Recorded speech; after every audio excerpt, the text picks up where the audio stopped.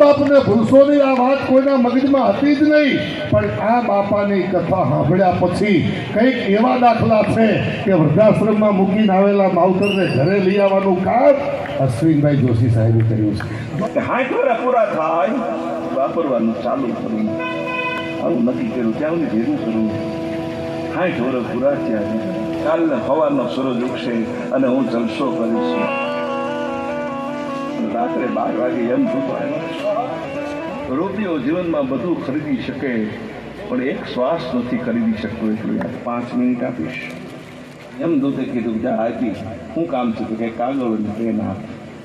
કાગળ અને પેનથી માણસે અંદર લખ્યું કે બેટા જિંદગીમાં કમાતો જાજે, જીવતો જાજે અને આનંદ કરતો જાજે.